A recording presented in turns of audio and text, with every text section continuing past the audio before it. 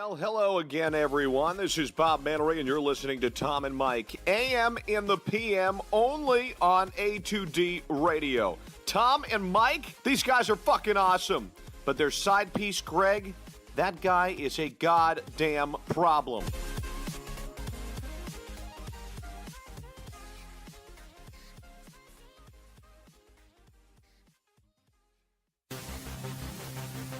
Welcome in to the worldwide leader of what? Real Talk, A2DRadio.com.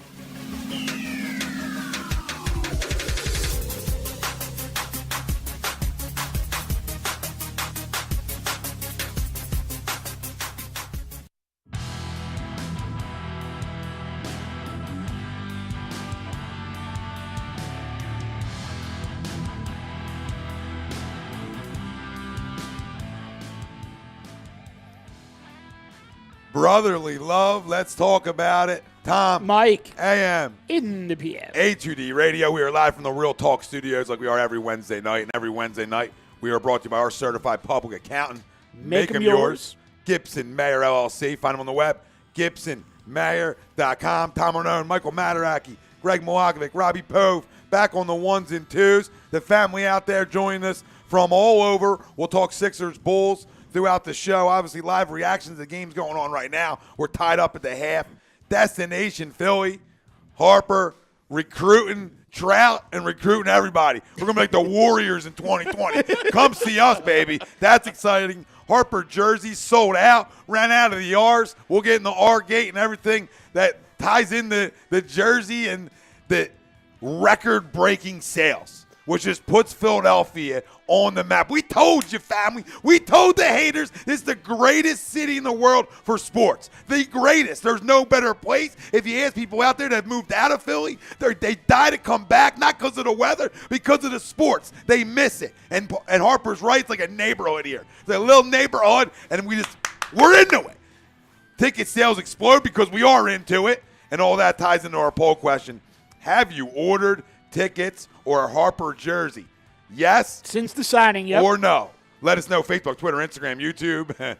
A2D Radio is where you can find us. Mike, you can go ahead to the 0% YouTubers. Excuse me, YouTubers. 0% chance. I told you.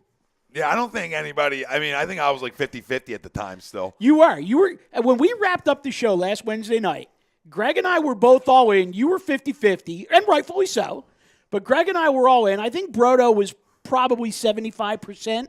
But those people on the tube, 0%ers, forget about it. Yeah, well, the 0% had no realistic expectation. Like, that's ridiculous statements and is what it is. And I love our YouTube My family. 100% was pure homerism in its pure, just because I wanted him here. Yeah. And I think, deep down you saw the true fit of the whole nature. But yeah, it was pure homerism because there was questions, man. Real there was questions out there, and nobody can say there wasn't questions. I like to think that I made an intelligent, business-oriented argument as to why he was going to come here. Well, that's the only thing that kept me 50% was knowing that we could spend a ton of money. Yeah. But then you get worried when you hear the other teams that were involved in it, and knowing that you're already in Nevada, but. The things I heard about the guy is he wants to be great, and he wants to be a Hall of Famer, and he wants to win. He wants to hit a shit ton of home runs, and he's hit the ball well every time he's been here. And and I'm okay with all that. And listen, I got to retract, and I'm allowed to do this, and you're allowed to change your opinion about what you think of a guy. And let me clarify this: when you're on the Nationals for 7 years. And you become like a hated rival to us, and our ace is plunking you in Hamels, and the things that are going on there, and you look beautiful, and your hair's delicious, right? And you're everything every guy wants to look like. All right, let's be real. You start to think that guy, man, and you're just always talked about. So you wonder, that's a me guy, right? You start to assume that's a me guy. Okay, listening to him over the last 72 hours to speak, I changed my stance on the me guy and the crumb. I change it all. When you sign 13 years to stay in one place, your crumb goes out the window. Now, could there still be some? Maybe, but then all the things you've said have been perfect. And you go right to our hearts. Yeah. You know how to pull our strings. You go right to Trouty, baby. You go right to Trout on us. And how do we not fall in love with this guy? Now, right now is a honeymoon. We'll see how the process plays out, but I'm in love with it. Now, the only issue I have is, hey, be consistent. You're coming into your prime now. It's my only other issue with you. You changed my stance on the other part of you. Now I need you to now be consistent and change my stance on that. But all the excitement that we talked about right now, answer the poll question, boys. Well, real quick, though, you know what that's called, right? It's called the Bryce Harper Effect. Everything that's gone on here, from the ticket sales to the jerseys to people's perception, I mean, it's real. And I will even go so far as to say there would have been no such thing as a Manny Machado effect in this city. Manny Machado would have been a phenomenal signing.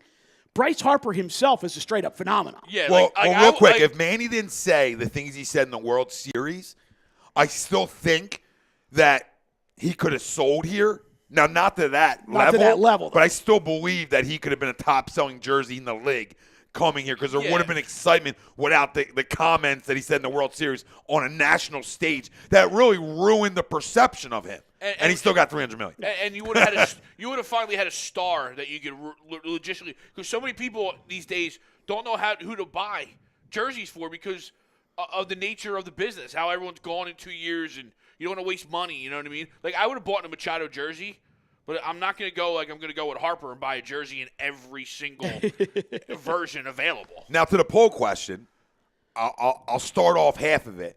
I have bought tickets, and I'm already looking into more. I'm already going to the Mets in the middle of April. I'm already into that one.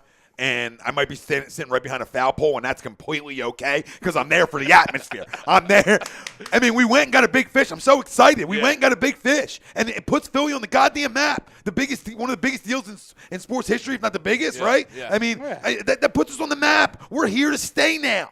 We are here to stay. And it's not just because I think we're going to be a good baseball team, because I believe that, but it's bigger than that. It's all four sports are tied into this signing. That we are the New York, the Boston, Chicago, all the things that we screamed and yelled about being, and now we are.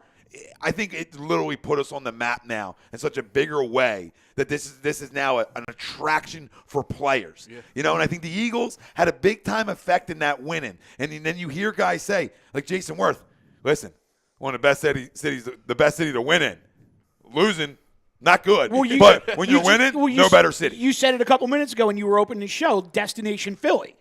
And what this does is I think the combination of the Super Bowl win and the signing of Bryce Harper, along with everything that the Sixers have going on, as well as the phenomenon that is Carter Hart with the Flyers, it's making Philadelphia a destination. Absolutely, there's no question about it. Absolutely, and then you see everybody sees the parade here. Yeah. Nobody's blind. Everybody's got social media accounts. You didn't miss what happened in 2017. Okay, we roll out in forces. There really is no better city to win in.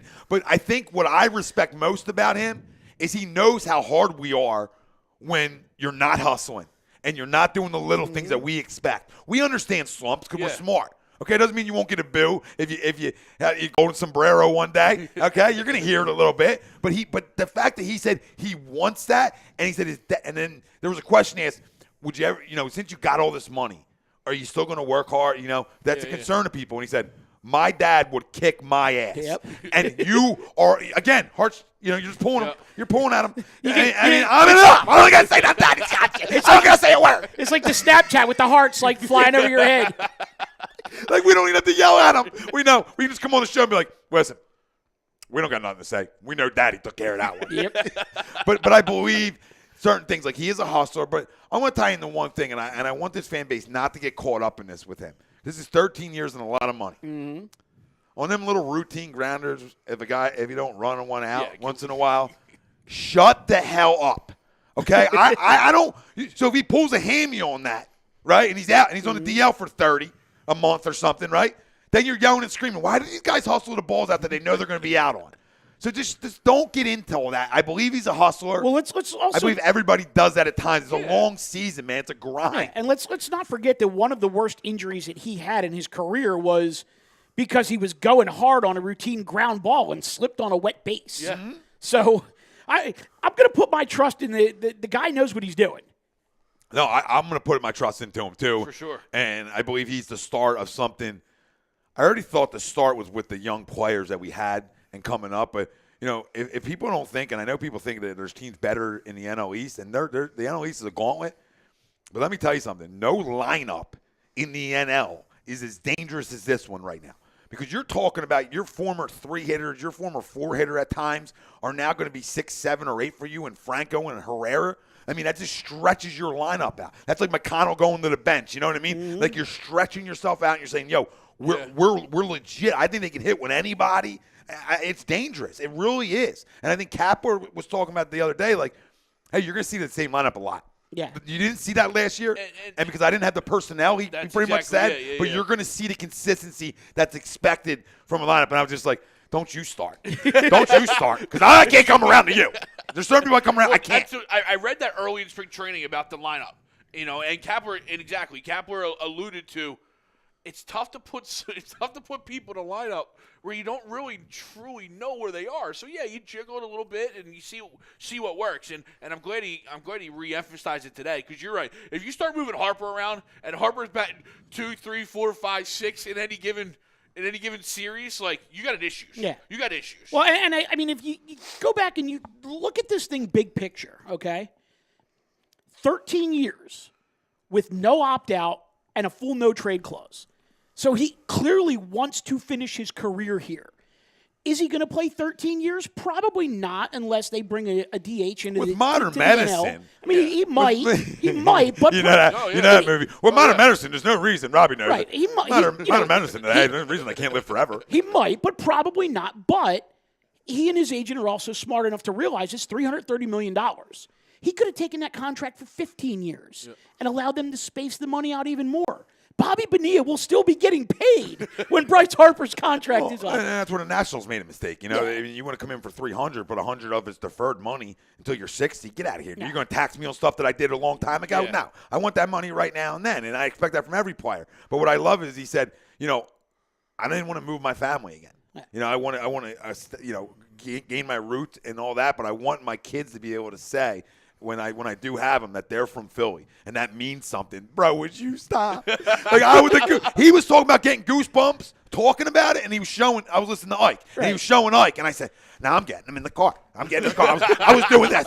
Let's go. Everything he was saying. But I'll tell you what, though, where he got me is he's like, yep, number 34. Now that's Roy Halladay's number, and number 7, that's Mike Franco. That's my teammate, and I don't know whether that number means something to him or not, but I'm not about to find out, because I'll get a new number. I'll have a fresh start, and away we go. And it's my favorite number, and I'm so happy. And I'm just like, all right. And then he's like, number 3 is kind of a family number. He's like, my dad wore it in high school, my brother wore it in high school, and I'm like, I'm not crying. You're crying. Yeah. And he's like, my mom wore number 13, so I think she's gonna be okay with it, and Kayla likes even numbers, so we'll have to get her to come around. And she just looks at him and starts shaking her head like. She's an Ohio State crumb. And I talked to another guy tonight that was with me in the Harper camp for a long time. We talked about it, how we just didn't like him, and thought he was a me guy. And I just the ability to change that on me so fast. Not only signing here, I can still believe that when a guy signs here. Just the way you speak, and the way you talk, and the way you talk about family, and what matters to you most. And then saying, hey, I want to be here, like Mike said, no trade clause, right, for 13 years, no opt-outs. Don't even want to talk about that. I want to build something special. And that's all you can ask for from a player, a genuine guy. And I think that's truly what he is. And a lot of the punk things, when you got to remember, too, and I got to remember, 22, 20, are any of us that guy anymore? Absolutely not. So, 26, coming in 27, you're coming into your prime. And I believe he has the ability to be a leader. And I believe he wants to win, and he's competitive, and I think he's going to hit a shit ton of homers here. And Scan says, nice bat. He said, loving the bat. That's sweet. He goes, awesome. SVP who? That's all he's talking about when he got the bat made for me. I love it, brother. But everything you guys said, he put his mouth where he put the money where his mouth was. Right. Right. Exactly. No opt-out, no trade clause. Let's extend this. hey, I'm still going to be the richest guy guaranteed right now. Yep. But it just won't be the AAV, and I'm okay with that because now he's it allows it's like, me, hey, I'm still the richest guy in the room. Yeah. and now it allows me to go legally tamper for Trouty, and then you start, tugging at us all again. Like, let's go, just flat out call him out, and let's go roll. I'll tell you what though, I was Golden State Warriors. I was struck by how humble and soft spoken he was. Me too. Like, I mean, for a guy who just signed the biggest contract in the history of Major League Baseball, very soft-spoken, very humble, like very thankful.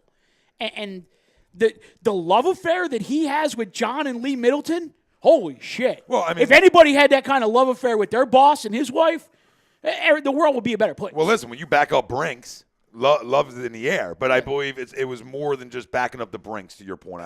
I believe there was a genuine connection there. And you have to, because listen, things are going to change throughout your 13-year tenure here. I mean, things are going to be different. You might have a different manager at points, if not a bunch. You might have a different general manager. But the one thing that you know is most likely going to be consistent is ownership, right? Right. So then you have to look at ownership and say, do I trust you enough that you want to win throughout my 13 years here? Can I trust this ownership group that they want to win?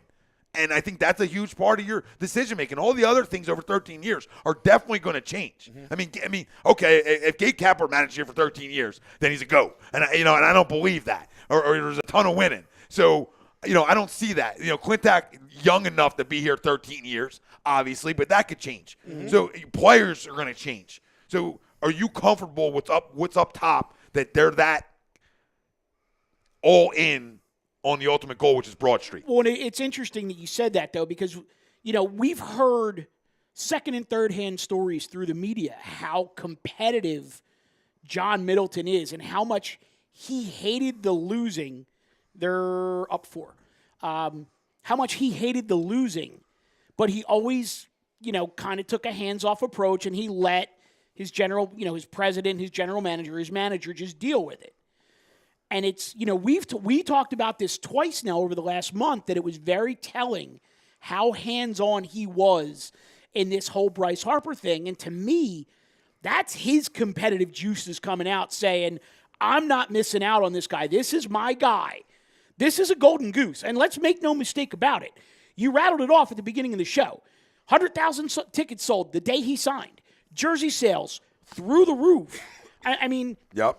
He's probably already made his signing bonus for the team in tickets and jersey sales. Absolutely. And he's been here 5 days. And to that, I got 6 days. tickets to the poll question already. I haven't got the jersey quite yet. I ordered the jersey today, and because the jersey is on back order from Dick's. It won't ship until April 2nd, I think they said. Okay. I'm going to get the blue one for the studio. And tickets is a no-brainer. It's already bought. I got the blue one. Obviously, I'm going to be wearing it more than I ordered a blue one. Povey, 5'3". I ordered the powder. I'm sorry. Come back is on. I ordered a powder blue.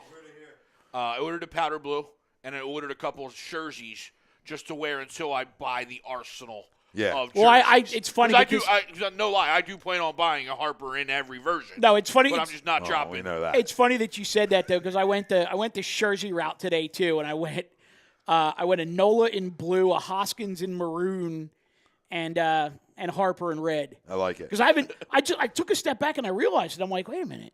I'm like, in terms of the jerseys, I haven't had jerseys since Rollins, Utley, and Howard. I think I have like a Hamels and a Ruiz hanging around somewhere. But they were all circa 2008, 2009, 2010. I'm like, I need some new blood on the back. You know what I mean? Oh, yeah, me too. I gotta get gear. I mean, I'm excited I got tickets, and I'm going to get more. But, family, let us know. Have you got your Harper jersey yet? Or have you gotten tickets, or have you got both? Were you part of the craze that happened over the weekend? And surprisingly, a lot of the votes, it's pretty even.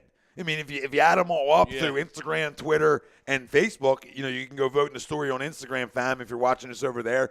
And, if you're on Twitter, you can vote. Just scroll down the feed, and obviously Facebook as well. But I did see a lot of comments from people saying that they wanted to try to get tickets for the home opener, and it was either sold out or it cost too much. See, people always fall in love with the home opener, which is a great event. Don't get me wrong, but I like that. For me, I went last year with Mike. Way too cold. I'll hit you in the middle of April when it's so tight. In April, and I'm going in May already. So I got tickets with Wilson in May for a business person special against the Cardinals, and then the Mets one. So I'm in. I There you go. mean, that was the first thing. I mean, I was looking at his six-pack the day he signed, and I was like, you know what? Screw them. Well, and then I put out the video that, I let Middleton have it. And I feel like I almost talked into existence because I was that falling like the other way after our show. And then things were coming out Thursday that it didn't look good and remote chances and all these things. And you're like. And you and me, we pulled a LeVar Ball. We spoke it into existence. I was like, you're not going to do this after all this talk? Blah, blah, blah. Well, but they did it. And listen, hats off to him. Hats off to John Middleton. I almost went and did, when they first announced the six-pack around the Rollins, Utley, Howard nights. Mm-hmm. I was looking at it then, and this is before either of them signed. Right. So I was hoping the bank on the tickets still being cheap, still being relatively available. But we're trying to buy like 2 or 3 tickets to each the 6 games. Right. It just got too much right away, and it was so I didn't get the tickets yet. And I'm sure, like you, we're gonna be going. We're gonna be going a lot. Well, it's funny because I think a bunch of us are going for the Jimmy Rollins retirement night in early May. But the plan right now is to go down for the home opener and tailgate and wait literally until like the 11th hour and try to StubHub some tickets. Okay. And if that doesn't work, immediately go into Saturday. So, want to be there during the first series, but I'm sorry, I'm not sitting out there at 8 o'clock on a Sunday night in March. I'm surprised a lot of people. Sorry, I got to interrupt. On Friday. A lot of people are on the no. I mean, I'm seeing a lot of no's, even on the Facebook. A lot of no's. You haven't gotten one or the other. You haven't. Listen. Where are these people? Look, we do have a heavy Eagles and Sixers crowd, and I get it. No, but wake the hell up. But come on. Baseball's great in this city, fam. I know it's been a minute. A Scherzer is $28. Come on. I know it's been a minute. I understand that people forget, but when baseball's here, our summers are electric. Oh yeah, it's special. I just look back at the whole week, right, as it's been, and then you hear the first meeting of Charlie and Harper, and you got Chuck. And, Harp, I didn't tell Hollywood to hit you. Yeah, it's phenomenal. Phenomenal. Well, I love when he see Abreu with him today. Yeah, well, I love when he dude. How many little kids? And I'm gonna call them punks right now. But how many are gonna have the headbands? Oh, I'm with, sure. with the hair coming out. I wish I could get hair like that. I just love when he took the field for the first time on Saturday, up 3. He's walking out onto the field, and Larry Boa grabs him and immediately pulls out Jim Salisbury and just tells Bryce, Salisbury's the guy to stay away from. And just totally, digging on Salisbury. But the thing that kind of struck me is if you've watched any of the footage from their spring training games or read the stories that are coming out of Clearwater, you know who his posse is right now? His posse is Mickey Moniak, Adam Hazley, and Dylan Cousins. He's just gravitated to these 3 young outfielders and has been whatever you need. And it's awesome that, he knows that these are guys who, one, he's going to have to play with. He's either going to have to play with or he's basically blocked their path to the majors. Yeah. But he also knows that these guys are young and they could use the help. They're all 3 of them are left-handed sticks, so he's got something in common with them. Yeah, and when you play for 13 years, you're probably going to play with some of them. So, or he needs them to be good enough to help trade for Trouty. Yeah, which I heard people today saying they would give up Noah in a deal for Trout. I'm out on that. No. I'm out because I'll wait. I'll just wait. I don't need him right now. I mean, I would love him right now. No, you're absolutely right. But I'm not gonna hurt my team and then just have 2 superstars and that's it. Well, I'm not. The thing now. Right. The question on that I saw was, is Nola untouchable? Well, if you want him before his contract runs out, Nola can't be untouchable because any deal with the Angels is going to start with either Nola or Hoskins. So, no. If not both. No, you wait. You wait it out because if he wants to come to Philly that bad, he will test free agency. I still don't think there's a chance that he gets to free agency. But I am kind of backed off on that a little bit after hearing the fact that, Harper, through this whole situation, is talking to Hoskins and talking to Jason Worth about Philly, but he's also talking to Trout about, you don't want to do this again, if I go to Philly, are you thinking about coming home? That whole deal. And there's some good vibes coming there. Absolutely. You can't, and I know Rob Brinkman saying, like, let's not talk about Trout now. Let's just enjoy Harper for a moment. But we have to talk about Trout when Harper brings up Trout. Every what I mean? Every time. Yeah, so like Harper's talking about Trout. We're just talking to you about what Harper's talking to us about. Okay? I mean, that's it. If you expect the best player in baseball and one of the better in a top 10, 15 guy are talking about one to play together, and if Harper's consistent, he's a top 5 guy. Yeah. Okay, but that's semantics. The point is that 2 superstars are talking about playing together. That's exciting. And one guy who's from the area coming home. And the two guys, it makes so much sense. And the 2 guys you always pegged against each other. Yeah. Because they came up the same year. They were in the same draft class. It was always Harper versus Trout. Yeah, God, let's go Harper and Trout. Harper and Trout. Together. So Tower Coughlin goes Sixers down 1, almost Jimmy Butler time, LOL. Christian Carroll. The closer. What's up, guys? What's up, Christian? James Wilder. Yo, I'm late. Great show, guys. I got 2 jerseys, one for me and the boy. Anyways, just off to work. Talk to you later, boys. Later, brother. We had tons. Tower Coughlin hit up China websites for the jerseys. Well played. Well, I went real one for the first one, and I went powder blue in the Harper. Right. And then once the China jerseys start coming out, that's where I'll get all my other ones for $25. But I went legit for the first one. Sorry, got a little. Oh, did you spit on me? Yeah, a little bit. Grow up. Peter Pan. So Kristen Carroll says, so it's okay when LeBron talks up Anthony Davis? Anthony Davis is a crumb, so sure. I mean, they're both crumbs. I mean, he talked about, they were talking about trading his whole team, so that's a little different. Harper didn't say anything about like, we're going to trade for Trout. It was, hey, there's a certain guy who comes off the market, and this is why I made sure that this also was a team-friendly deal, so we can still compete. Yeah. You don't want, and I like that. That's almost like, you're signing the massive deal, and it's a ton of money and all that stuff, but it's almost like, like I do want the money, but I also want to win, so that's where the 13 years comes in. And says, okay, we'll space it out. There's no worries there. You know what I mean? We'll space it out so we can still compete and sign guys if it's Trout and keeping guys and the whole process, It's not just Trout. I was talking to somebody else about this, and I know he's got a full no-trade clause, all of that. But God forbid something happens 5-6 years down the road.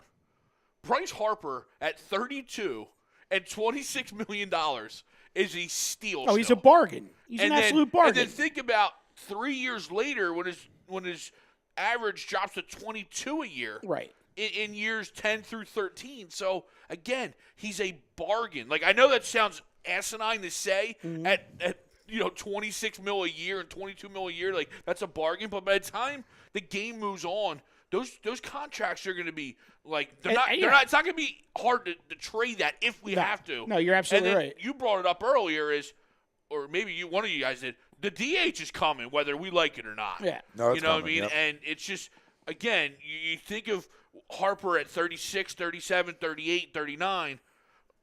Dude, all you got to do is swing the bat. Could you see like an old fat Bryce Harper at 38 just DH and like David Ortiz used to do, like never ever once play in the field for like an entire season and still hitting 40 bombs? I was thinking about that the other night. I was like, there's no reason why if there's a DH in that he can't still hit 35, 40 at 38 and 39 if he's not playing the field and doesn't have the wear and tear. Because now you're just in to do one thing. You want to try to bat like 260, 270 and drive the fucking baseball. Yep. And at that cost, you're dirt cheap 12 years from now. Yeah. That's a bargain. We're going to talk about $24 million pennies or whatever. It's right, it's right around there, but it's pennies at that point in time. I'll tell you what, though, the thing that strikes me the most about him is just and then I got something to remind me about last year. Listening to him speak and just watching the way that he plays the game. The more I think about it, the more I think like this is like a match made in heaven, because he just like, we talk a lot about Philly guys, how Carson's a Philly guy, Joel is a Philly guy, but I think Bryce could be the biggest Philly guy out of all of them. Like I feel like he's just going to be one of those guys who signs contract and he's going to play in a ballpark that he absolutely loves, and he's just going to go out there this season and fucking mash. and the people are going to fall in love with him, and it's just going to be like this 13-year love affair. And he's like Pat Burrell, like except for that one season where he hit like 205, Pat Burrell could do no wrong in this town. And I feel like that's going to be Bryce Harper like twice over. Oh, yeah. My buddy Andrew No says Trout isn't going to turn down the $450 million Moreno is going to offer next season. And I agree with that, DZ. All I would say is if we can hit 452, our deal's better because of the California taxes. So, I mean, that's why, if the Giants wanted Harper, they would have to go 460, 470 to make up the difference there over the 13 years or whatever it is to make up the money difference. And so at least like a $20, $30 million swing from west to east and with that kind of money. You know what I mean? End of the third, up 86, 82. Oh, we'll take it. Yep. We'll take it. So, you know what I mean? So, absolutely. okay, yeah, I agree with DZ. It's hard to say after next year, right? I'm going into this year as a lame duck, essentially. Something happens to me. I lose out on all that money. You know what I mean? So it's hard to say no to that at the time. But if you believe in yourself and say, I can get through 1 year, you know what I mean? I can get through 1 year, and you know that, hey, not tampering, but, Philly will come in and match any offer they're going to throw at me. So I'll wait it out. No, So it's going to be interesting. David Got a long Rosca time. says, what's up, boys? Rams will get Kyler Murray. Doubtful. No, he's in Arizona. And I'm ready for What? NHL postseason. Okay. Why would they? Why? Well, I don't know why. It's Rosca. Everybody goes to the Rams if you ask Rosca. Oh, my God, David. MC Philly says, got my Harper player T-shirt. Nice. Yes, the jersey. TTP Ballin says, yes, sir, got my pinstripes. And he basically said, fuck tampering, laughing my ass off. Yep. TTP Ballin says, can't wait for the parade on Broad, and I don't care what team it is. Yeah, agreed. How about all of them, brother? And How then about all of them? Rosca says 5-3 Washington, third period. And then Pove chimed in, let's go Flyers. Lots of comebacks during this recent hot stretch. And we got a good question here over on the bulk. Anthony Aide says, what's the odds Keuchel coming to Philly? I hear it's heating up again. Yeah, it's heating up again, yep. And they're it's back him in. and Astros. It's Yep. us and Astros. And then, Kimbrel was linked to us, the Nationals, and the Braves, which was interesting. Because Kimbrel was linked back to the Braves, which I thought was interesting. Yeah. For whatever reason. But that's the thing now. If Kimbrel is talked about to the Nationals and the Braves, and they're already two damn good baseball teams, you have to get into that party and at least have a couple conversations. You have to. And the same thing with Keuchel. Yep. Either one of them going in your division, now your hands almost forced to get involved in it, even if you didn't want to go 4 years. If you wanted to go 3, but 1 6, he's not going to get 6. Can he get 4? I believe he can get 4. Will somebody maybe go crazy with 5? That's on you. But to me, I would go 4 and just toss a bunch of money. And I don't feel comfortable with 4 either. But I'll do go it. 4 for 60. I think that gets it done. Better. 4 for 60, 15 mil, and then make the Braves or the Nationals trump you by going 5 for 100 and strapping them at the end of the deal. Yep. That's what you got to do. You know It's what I mean? smart business here. And the same thing with Keuchel. Now you don't care about the Astros. He can go back to Houston. Right. Now, I'm not one in the camp that we need Dallas Keuchel. I'm more in the camp of the Craig Kimbrel because we have 6 essential starters. We have 2 that we know can throw. One's the top 5 pitcher in baseball, and the other's a vet that I still believe has enough in him in Arrieta as your 1-2 punch. Okay, and now Pivetta is not an unknown, darling. but it's what guy are we getting? Second half Pivetta or first half Nick Pivetta that could have been a Cy Young guy, right? So that's going to be interesting to see. So I believe we have 3 legit starters. Right. Now 4 and 5 with everybody's a crapshoot. So if Jared Eichhoff comes back and he can throw and Eflin throws, Velasquez is maybe trade bait. So I mean I don't believe you need to go in that direction because the glaring thing, and it's not even that glaring, is the back end in the 9th. Because, okay, Sir Anthony just wore down last year. He's never pitched that many innings. But can he – does he have the durability? Is he stretched enough now to go to 162? And are you confident? Or realistically 180. Yeah, but so are you confident in that? Or would you say, you know what? He's still a young kid. Let's go get so you have that's the questions you have to ask yourself. But here's the thing: I feel like the more glaring need would be the closer over Dallas Keuchel. See, I would be perfectly fine if they went into the season with the bullpen that they have today, knowing that whoever he decides to close with on a given night, Sir Anthony has the experience of a year. You still have Neshek there, but to me, David Robertson is a wild card in all of this. I mean, this is a guy who's been a setup guy, a closer, and a starter in his career.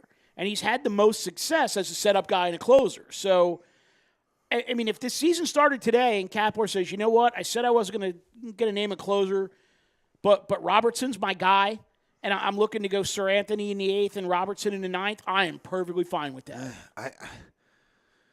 I'm okay with Robertson closing, I guess. He's just a better setup guy. I would just feel a lot more confident knowing my 8-9 is shut down like it would be. Of course, but I'm saying it needs.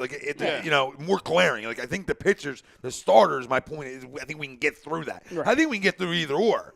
But I have more confidence in whatever 5 starters I have than I am in the 9th right now. Right. Because I just think it's up in the air. Yeah. Now, Robertson has closed and been successful closing, but, I mean, he's an all-star setup guy. Yeah.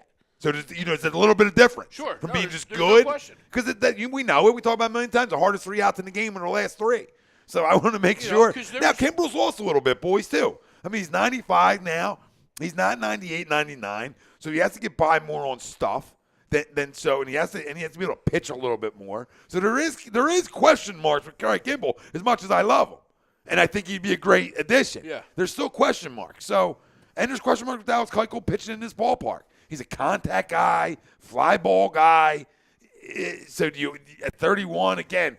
Both guys 31. Do you really want to go this route, or do you have enough young talent that you believe you can get it done? And I think that's the question we're going to find out. Well, here's an interesting point. Ryan Schaefer chimes in. He says, 2008 season, our number 2-3 starter was either Brett Myers or Jamie Moyer. Lineup is comparable, bullpen decent, no Lidge type of closer, but we have a legit chance at something special this year.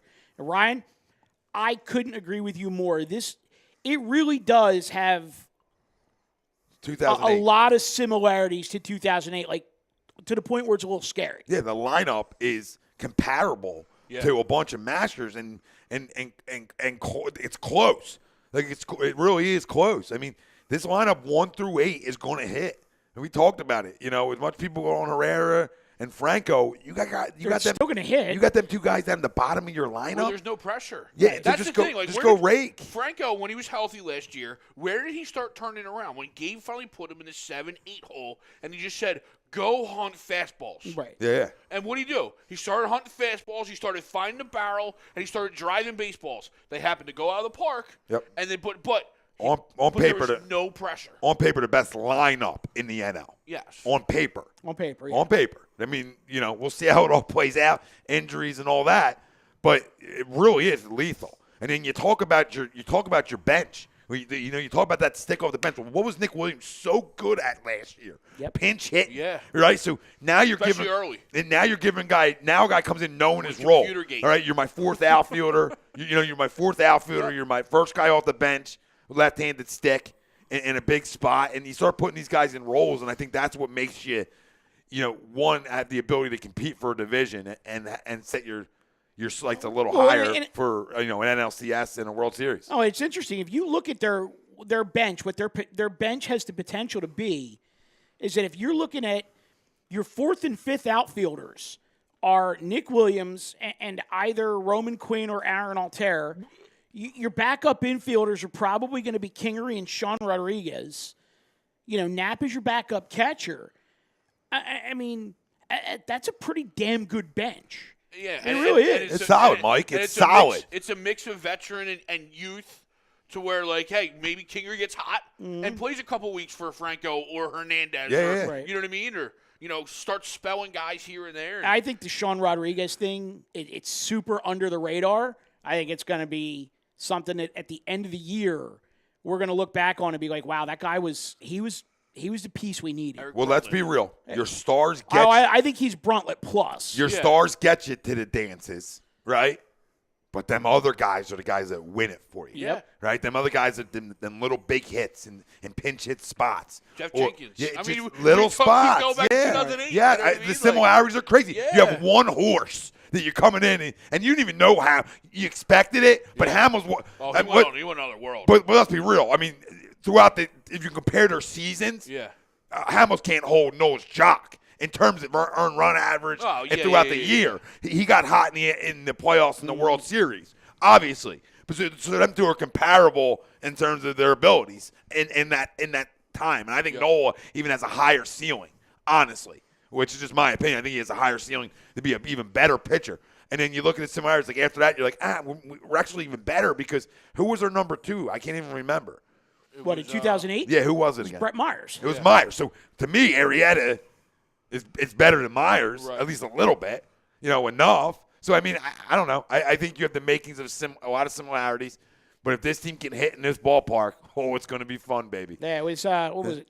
Hamels, Myers, Moyer, Blanton, and I'm blanking on their 5th. Oh, was it Moyer? Did you say Moyer, right? Moyer was their 3. It was Hamels, Myers, Moyer, Blanton. I don't know. Maybe somebody's got it out there. Jake Friel, I got a feeling it's going to be a real special year. Anthony says Philly should sign Bartolo Colon as a 4th starter. Maybe 5th. I got no problem with Bartolo eating up innings. He'll eat. There he is on the boat. Yes, that's the GOAT right there. Tyler Coughlin, I might be crazy, but I'm predicting a great year for Franco. You're not crazy, Tyler. Finally, no pressure. Franco was coming up at the tough time for Philly fans. Ryan Schaefer with the call. Kendrick. Yes. Oh, Kendrick. KK. Kyle Kendrick. Yep. And he says fans with Utley, Howard, and Rollins on the way out. Franco finally has protection and almost no pressure. He's going to hit at least 32 home runs. Screenshot this now. Done. Yeah. The interesting thing, though, is while that's all said and true, it sounds like that Kingery's got the lead for the third base job, though. From everything that you hear, like on the broadcast and from everything down there, it seems like that Kingery's playing third base this year. I wonder if that's just a little bit of manager speak to get Franco fired up. Although I'll tell you what, let's say Kingery does win the job. Over who? Franco? It just okay. For argument's sake. Hypothets. You still got Franco backing up at 1st and 3rd because he can play first. Sure. He did it a lot in the minors. So you got Franco backing up at 1st and 3rd. You got Sean Rodriguez that could back up at 1st, 2nd, or 3rd. And then if you needed to, you swing Kingery from 3rd to short, put Franco or Rodriguez at 3rd. You got a lot of versatility in that infield with the guys coming off your bench, whether it's Franco or Kingery and Rodriguez. Yeah. Andy Ritter says, you mentioned lineup. What are the odds that Capper keeps a consistent lineup? Wasn't that an issue last year? Yes, Andy, it was. We talked about early on in the show. He came out and said, the Philly, you're going to expect a big-time consistent lineup because we don't have as many moving parts as we did last year. And he pretty much said he didn't have the roster to be consistent last year. I wonder. And he didn't even say that in so many words. He flat out said it. I'll take his word for it, and time will tell. And while if you look back at last year, it was probably true, but I wonder how much of that was a conversation with McPhail in the offseason about, hey, I understand, you're in this new school approach and you want to do this, that, and the third, but there's some things in baseball that you don't go away from. Yeah. You know what I mean? Like, I wonder how much of that is like, yeah, we definitely didn't have the right pieces to put an everyday lineup. Sometimes you got to go upstairs with them kind of things because you're a former player, so you should know better. Yeah. Right? That's one. You're a former player, you should absolutely know better than that, Gabe. You've been around the game way too long to not know better than that. Now, I will agree with you on your roster, so more juggling and more lineups, but still, you got to be smart in that. You were in a stretch run with a chance to win a division. You got to be smarter, okay? Secondly, all right, we are all going to be sitting waiting on Twitter for Phillies to shoot their lineup out on opening day. I used to do that every damn day last year. No, I was counting the number of different lineups that there were. But this is worse, Mike. This is even worse because we're going to be sitting there like, oh, my God, don't do this. Don't screw this up. Don't screw this up on opening day. Watch this shit. Don't you mess my morning up, Gabe. Leading off for the Philadelphia Phillies. Bryce Harper. Right fielder, number 3, Bryce Harper. I'll punch somebody in the leg. He will bat leadoff just because Gabe says it'll get him 20 extra bats over the course of the season. What do you coach at 10U? That's what I do at 10U, Gabe. Okay, at 10U. Lead off your best hitter. I lead off my best hitter. I used to bat him in the 3 because, baseball 101, you put your best hitter in the 3-hole. Yeah. So I used to bat him 3, right? And I said, and we just kept getting the championships, not winning. I said, I got to get this guy more bats, right? We talked about it. I said, maybe me and Greg would talk about it ad nauseum, like it was a big league lineup or something. But I'll tell you one thing I've always done with my guys, even at a young age. So this is baseball 101 all the way up. Guys know where they're batting on my team. Guys know. They just know. I don't pull a kid out of a spot because he's struggling at times. This is what I believe you should be batting, and I let you ride it out. So when you come to tournaments or you come to the ballpark, you know what you're doing and where you're playing, right? And I think that's just baseball 101, and that's how these guys that are now playing in the big league, that's how they were brought up. Hey, I was a 3-0 hitter my whole life. You know what I mean? Or whatever the case may be. And now this guy, I'm one of the better players in baseball, and this guy's batting me in the 2-hole. Right? You're talking about like Rhys Hoskins, hypothetically. You know what I mean? Like that's the things that he could have controlled, Mike, that he didn't. Yeah. Right? Like you're putting your power hitter hitting solo home runs in the 2-hole. Grow up. Yeah. Lot of feedback here from Bryce Blackwell. What up, Bryce? Bryce says Harper's going to kill it. Trout's coming. We just need an extra pitcher. We can win the NL East and the NL in general. The lineup will be top 5 in home runs, and the defense is top 10. And to me, that would be light. What, on the defense or the homers? On defense. But here's the thing: I'm sorry. Is he talking top 10 in baseball or NL? NL, which I mean, I'm assuming NL. Where there's only 14 or 16 teams in the NL, so maybe that's. Okay. But now, if you're top, Bryce, I agree with you, right? But if you're top, who was that? I mean, get up, baby, fresh legs. Here's the thing: the reason that I think we're going to be better defensively this year, you start with number 17. He's no longer in left field. He's back in his natural position. Sure. Carlos Santana is no longer playing first base. So you've got natural outfielders across the outfield. Gene Segura is going to be an upgrade from anything that we had at shortstop last year. Caesar is healthy at second base. And JT Realmuto is a top 3 to 5 catcher in all of baseball. Yeah. So even for as much of a hose as Alfaro had, you're not going to have the wild pitches. You're not going to have the pass balls. Guys are going to love throwing to him. And you also have to figure that if the pitchers trust in Realmuto, they're not going to be afraid to throw a lot of the change-ups, the breaking balls and stuff in the dirt, which is going to lead to more strikeouts, which is going to lead to less runners on base, which is going to lead to less opportunities for errors on defense. So I think there's a domino effect all the way around. No, you're absolutely right. I think the upgrading of Segura and then getting legit outfielders out there again, as you said, putting Hoskins back there, I think that alone puts you top 5 in the NL. Yeah, well, let me ask you guys a question, because he's talking about top 5 in home runs, right? Mm-hmm. And I'm not saying I disagree with Bryce. But, okay, if you're top 5 in home runs, and Bryce Blackwell we're talking about. Yeah. If you're top 5 in home runs, that means Franco's got to hit 30. That means Adubal's got to hit at least 25. That means you're expecting JT to hit 20. Okay, I mean, I'm just going through the board. Yeah. Harper's got to hit 40 plus. Well, but here's the thing. Hoskins has to hit 40 plus. You could you want to be top 5. Right, but if you think if you think about this 269 last year. Right, but if you think about this lineup, right? Just realistically, you go down the lineup. Let's just say Caesar's leading off. Caesar could hit you 15. Segura batting second. He could easily hit you 15. Harper's hitting third. He could go 45. Hoskins batting cleanup could go 35 to 40. You know? And then Kutch could easily go 25 to 30. Franco, I would say like 20, 25. Franco could go 25 to 30 if he's in there every day. Realmuto could probably go 30 playing half of his games in his ballpark. I mean, I don't think that's an unrealistic call that they're going to be top 5 in homers. Now, granted, there could be a huge gap between 1 and 2, 2 to 3, 3 to 4. But I mean, these guys are going to rake. They really are. I mean, this could be throwback to like 2007, 2008 with the number of balls that leave the ballpark this year. Well, that's what I'm saying to him. I agree with you. You know, so the point that's out, it's not going to be 2 guys that are putting you in the top 5. Yeah. You know, you're expecting. It's not Judge and Stanton. You're expecting really 5 or 6 realistic guys to put 25 plus out. 20 plus up, yeah. You know what I mean? Or 20 plus out, and that's what you're expecting. You know, realistically, I think you've got 6 guys that can hit you 25 plus. Arrieta can hit 5. Yeah, add-ons. We forgot about add-ons. Asterisk ones. Add-on talk. Anthony says, I say JT hitting 25. Listen, I would say about 20 to 25 because he hit, 17 last year, had 31 doubles. I'll add him 5 home runs for being in this park. Yeah. Now, I'm not going to go crazy, but I'll add 5, which is great. I mean, but remember, he's only playing 140 games too, or 130. So, it's going to, but I'll say 20, 25 easily in this lineup. Robbie, can you look that up real quick? What Real Muto hit the last couple of years playing in Miami? It wasn't a lot, but no, it wasn't a lot. But I feel like he was over 20 the last couple of years. No, I don't think he was. I thought he was like 17. All right, well, we'll check it. I looked it up. Yeah, I got excited the other fine. night, so I was scrolling through every name. Cavern and Baseball of the Reference. I just kept putting their whole lineup in. Miami's a brutal ballpark. I remember him talking about it at his press conference.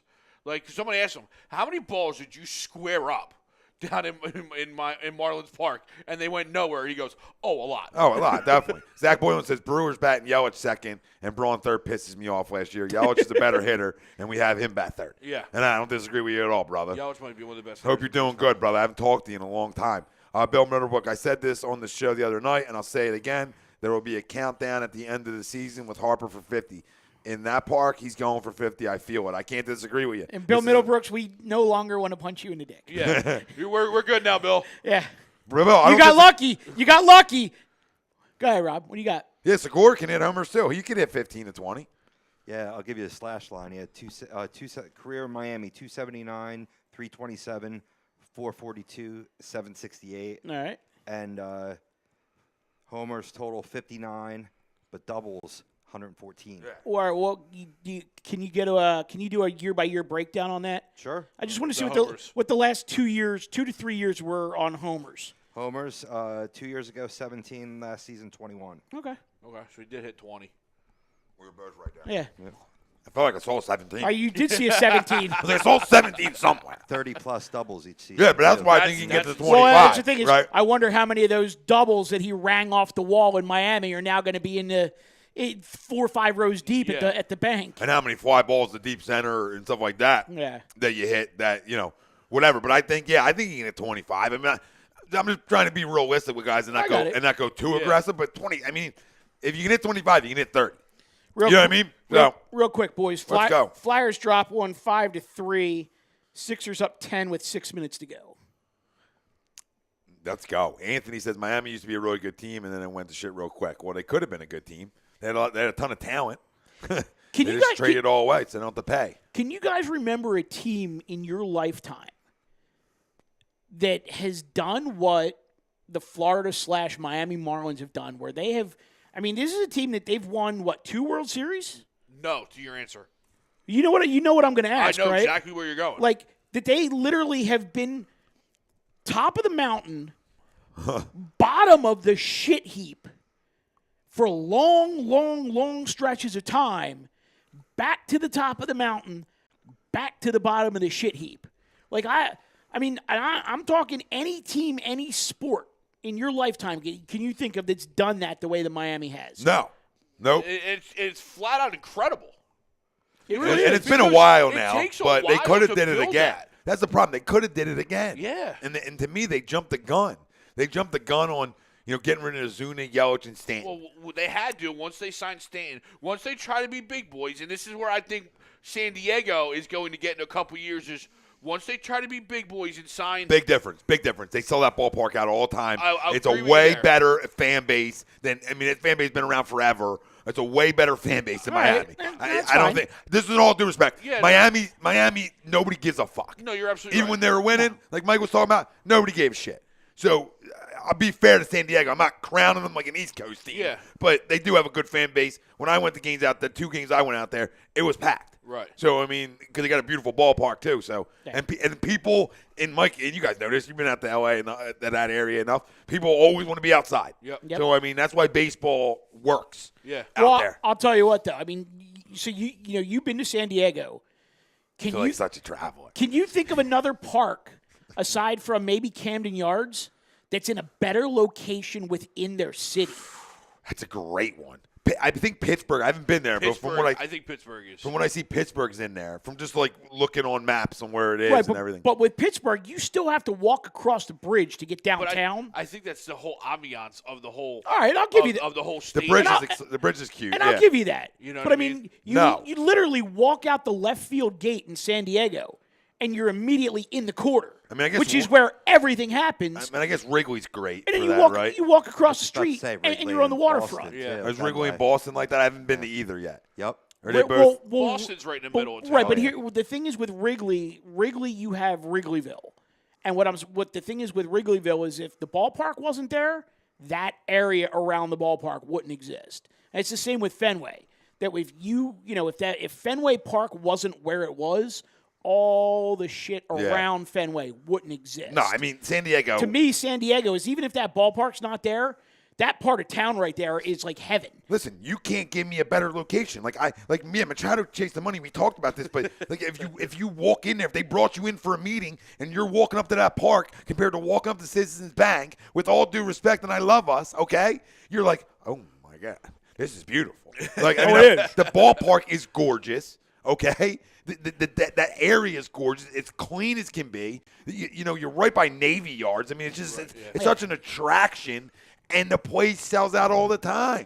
Even they stunk, and the place selling out. And I think San Diego made the right decision because they have Hosmer. They have Tatis, right? Yeah. Oh, did you see that play he made the other day? And then now you bring in Machado. Maybe last night. I think you're going to sell more tickets. I think you're going to get more jersey sales out there because there's going to be more attraction. And I think they can get themselves into the market of the other West Coast teams. I believe they can. I believe they have enough to draw from that gap of 3-hour drive, whatever the hell. Right, Yeah. but so here's the thing. So they have Hosmer at first base. They'll have Will Myers in the outfield.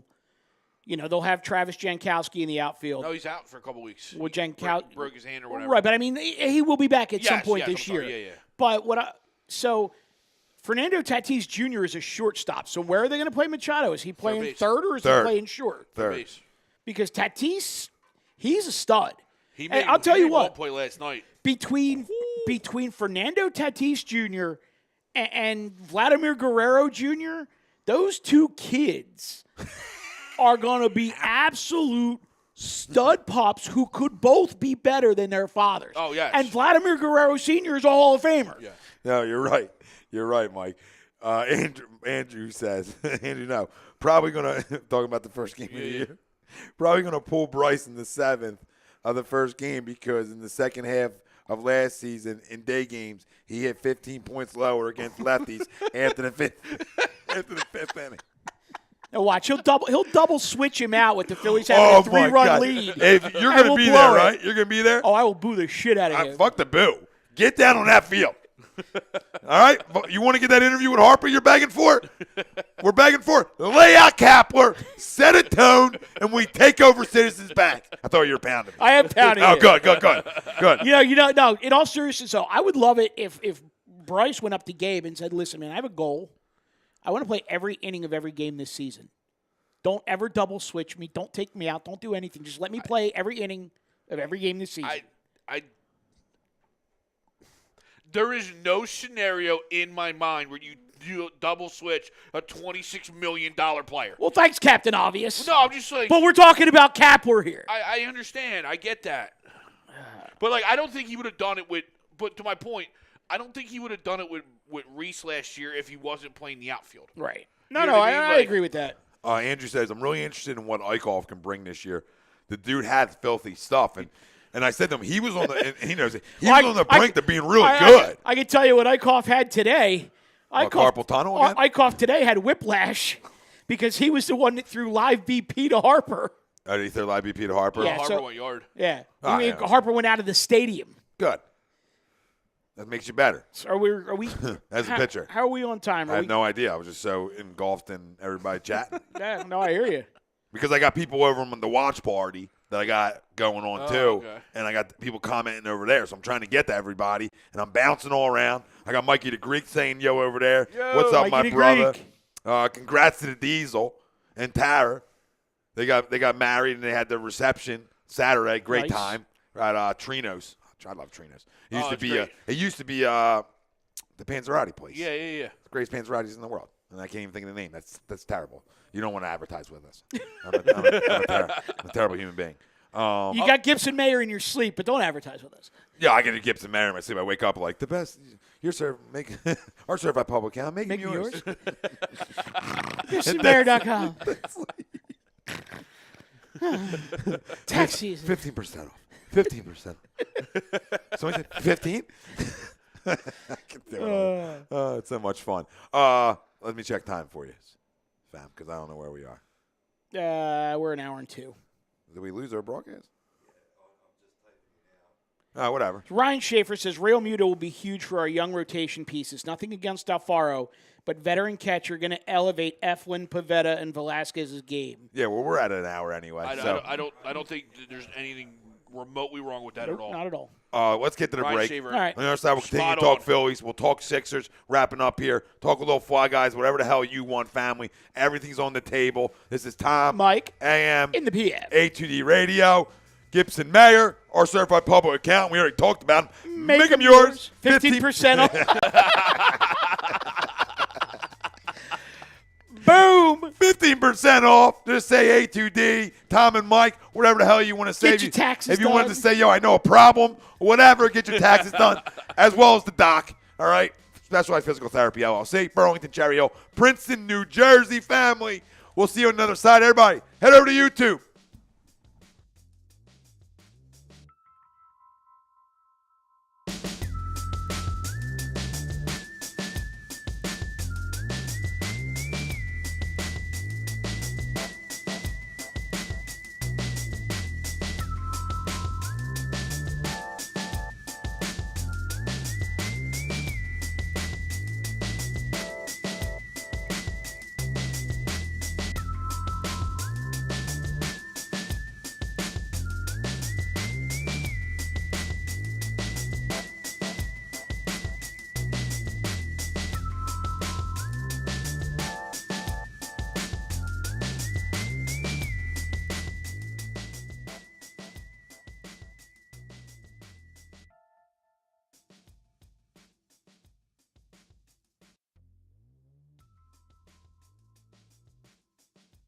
Hi, folks. Bob Mannery here. You're listening to A2D Radio, real sports talk radio for the fans, by the fans, no agenda. These guys are the best in the business. Hashtag it. No notes. Hi, folks.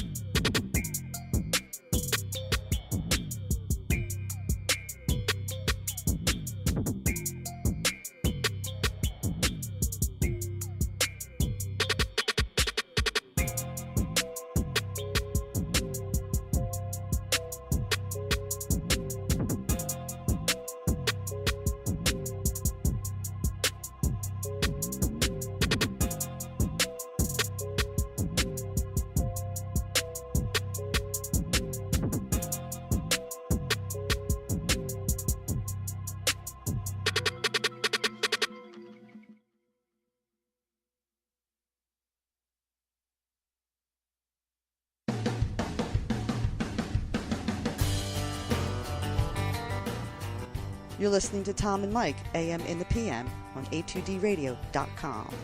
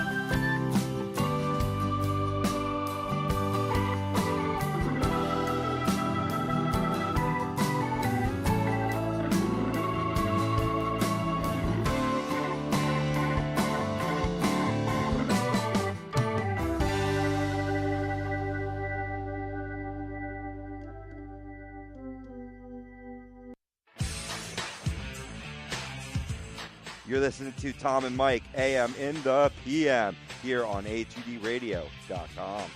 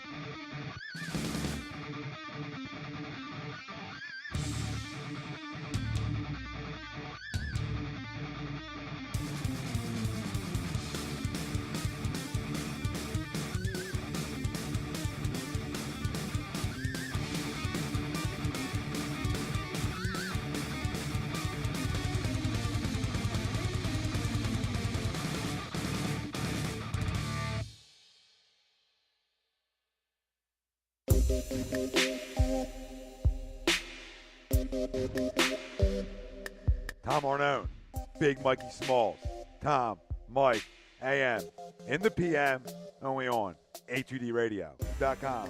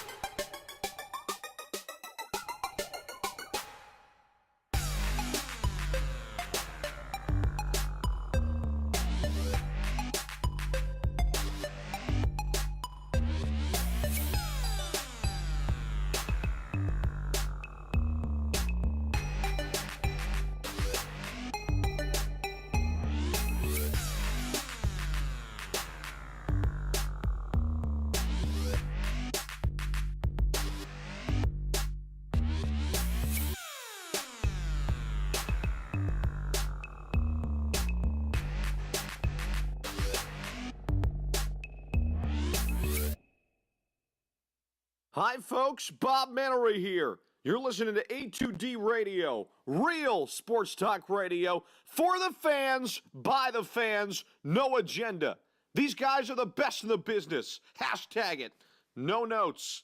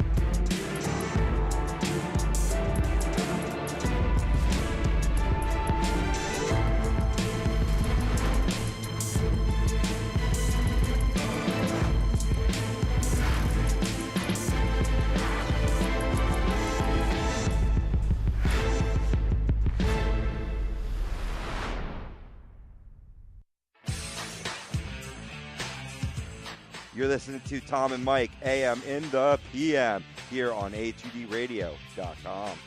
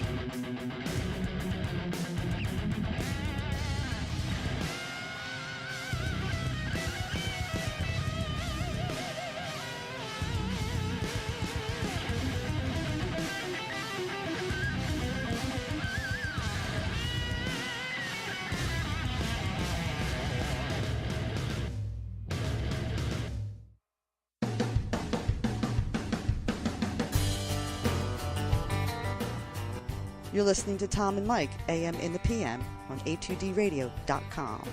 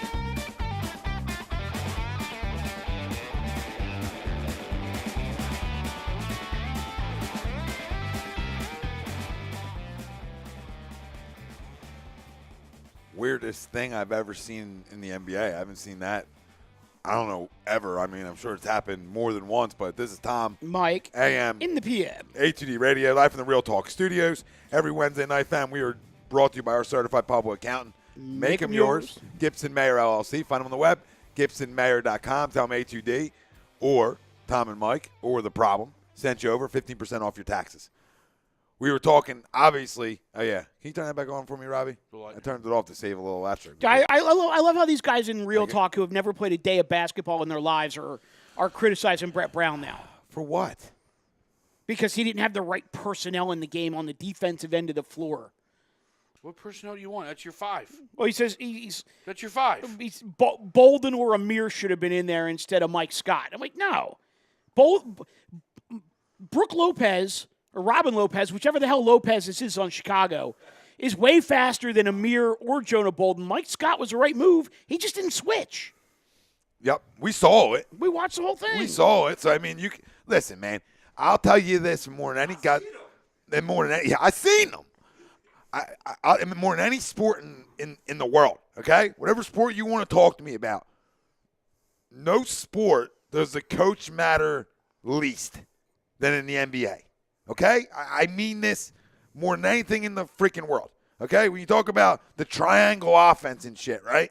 Well, yeah, when you got stars, it's going to look like you're the smartest guy in the room. Yeah. But when you try to put that triangle in somewhere else, even though you're not the coach, but you still try to put that offense in, you don't have the personnel, it stinks, okay? Because it's a players' league. It is a players' goddamn league. All right? Tyronn Lue, probably not, got left, had to go, walked away from it. All right? But you think he was a good coach, or you think they went to the finals because of LeBron and Kyrie when they had stars? All right? Let's be real. I mean, this is the NBA today. You think Steve Kerr's this genius? No. He's got sharpshooters, and that's how it is. He got superstars. Right? Look around the league. There is some really good coaches that are that define franchises like Pop, right? You look at Pop and you say, okay. Oh, hold on. Hold on. Jesse's saying, no way Scott should ever be on the floor on a defensive possession. He's their best goddamn defender. Learn some NBA basketball before you comment on anything. You Dallas fucking cockroach. Oh, Jesse Nichols? Yeah. Yeah, we don't take him serious. We don't take him serious because it's all an agenda base. Listen, to the Brett Brown people, you're never going to like them, right? Like some people, you're just never going to like them. So I'm getting to the point where I'm sick and tired of it. Like he's got to win an NBA championship, and you'll still be critical on how he walks down broad. All right? I mean, it's a flat out fucking joke. It's a disgrace. It's a players' league. I'm going to say it again. It's a fucking players' league unless you're Greg Popovich right now. That's the NBA today, and it's been the NBA for decades.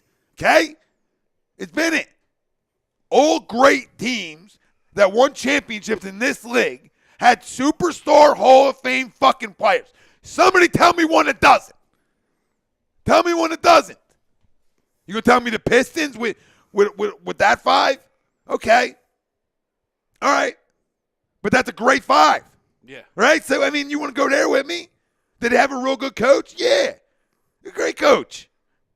No question about it. But there's teams that have won that you wouldn't necessarily say they have the greatest coaches. And I always come back. Or didn't work elsewhere either when they didn't have stars. Who are you replacing them with, and who are you replacing them with now? Oh, you know who everybody wants to replace him with. You know everybody's guy. Mark Jackson. Yeah, everybody's guy. Now, listen to me. Let me tell you something. Because he could talk. Listen, it's bigger than this, boys. It's bigger than this. You look at franchises. Everybody, Jeff Van Gundy was talking about this, but everybody wants to be the Spurs. Well, you got to them and execute to be the Spurs. Yeah. Right? You have to give this new starting 5 time to gel. Look around the league when guys first got together. Mark Jackson got canned after a year and a half, right? But then they started figuring out how to play together about 2 years in. Make sense? Oh, absolutely. So you got to give these guys time to learn how to play with each other for a second. And be real and understanding about that. And during that time, now our best player has been out. Mm-hmm. So now you're even down the best player in the NBA to us. Yep. Or and to the public, at least a top 5 guy. Yeah. And better be. And that doesn't factor in that now he's a bad coach. Okay. Levine went off against you tonight. Oh. But Guard's been going off against you all year, yes. So it's nothing new. Kumar tells me, he says, Brett Brown lost the whole game, not just the last play. He tells me get a clue. Like, okay, they're playing without Joel. Put the link in. They're playing without Joel on the road, second game of a back-to-back. They only turn it over 15 times to get 30 points off the bench.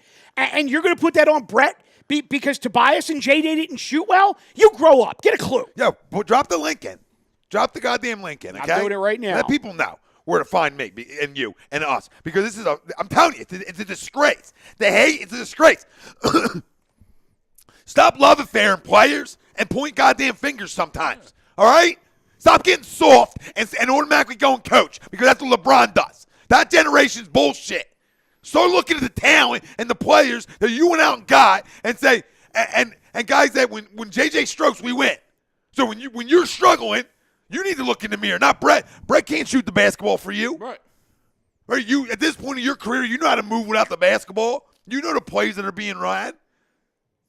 Okay? If you can't take somebody off the dribble and get a bucket, that's on you. If you don't make wide open threes, that's on you. If you don't switch on a pick and roll, which his team does all the time, and you don't switch at the end of the game, who's the hell's that on? Brett. It's a brand new guy to this team, too. Yeah. But you don't factor in the new players.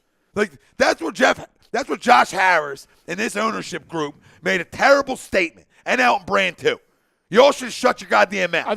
They're ripping on him because he's playing Mike Scott at the 5. Because he hasn't been playing Mike Scott at the 5 for the last 3 games since Boban got hurt.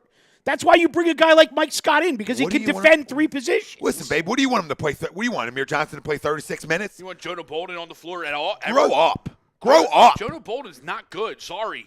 All these guys that you think are good aren't good. To everyone who thinks Jonah Bolden's good, he's not. So he's Rashawn Holmes. That's it. I'm so sick and tired of the narrative after every loss, but when we win big games, he gets zero credit. It's always the players. It's a freaking joke. Grow up.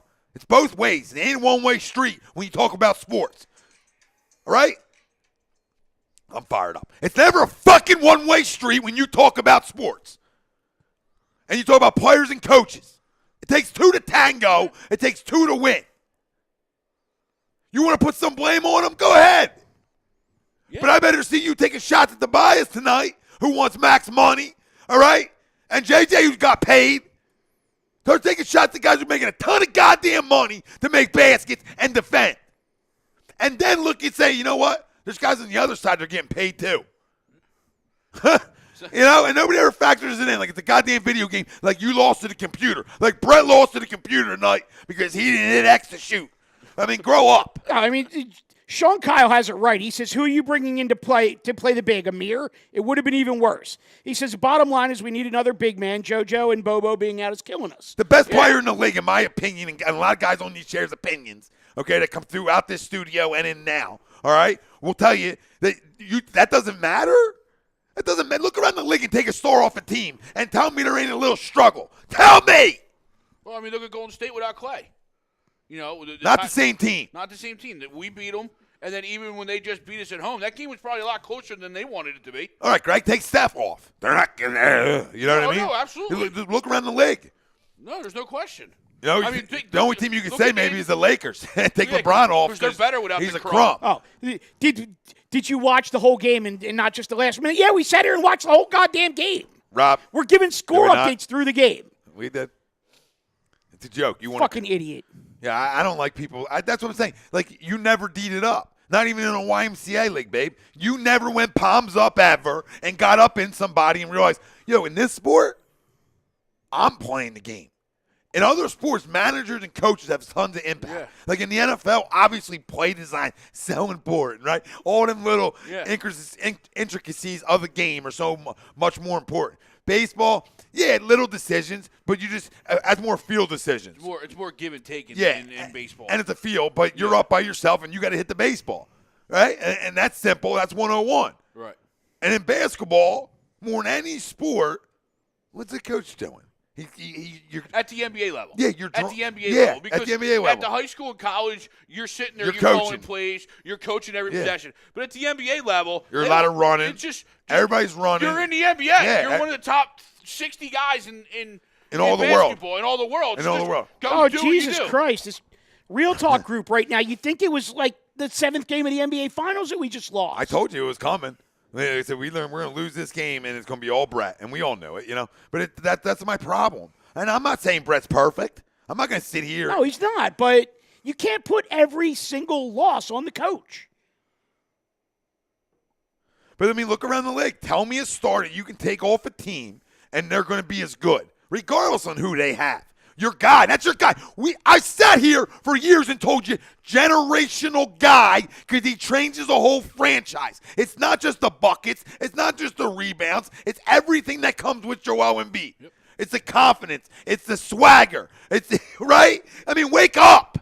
Wake the fuck up. Sorry, I had it clear. No, it's all right. I'm good with it. I'm awake now. It's a joke. It's a disgrace. It's all on one guy. I mean, how many guys played tonight? Somebody tell me. I know how many. But you tell me how many guys played tonight.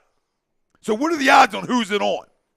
But again, it's these guys who have never even put on a jock strap. No. They might have worn one to bed. Who've never had to play the second game of a back-to-back on the road without their superstar player. They want to blame everything on the coach.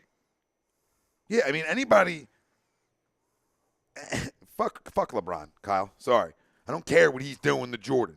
My eyes will always tell me what greatness is. And the best player of all time and the best player I ever seen. So knock it the hell off. I don't care about his points. I don't care. It's a league of scoring now. You can't even touch a guy. Especially in today's world where Can't even everybody touch a guy. scores. I could go beat Jordan's record in points right now. Oh, look at this. Right Now. I mean, wide open looks, maybe. Sixers, when leading after 3 quarters, are 35-5. You're going to put that on Brett, though. Yep. I mean, Mike, we're just coming facts. Kyle says, Joel won't help this team.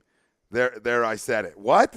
This is why. You know what, dude? You need to wake up. Okay? Because you say the most outlandish things. And I guess because I don't know what the reason is. Maybe there's nothing upstairs. I can't understand it. But if you don't think the best player, if not the top 3 to 5 best player in the league, doesn't affect the team in the NBA, stop watching. Well, I think with Kyle, it's like reverse psychology. He thinks he goes into like the chats on other shows and says outlandish shit, and then people will tune into his show on Saturday.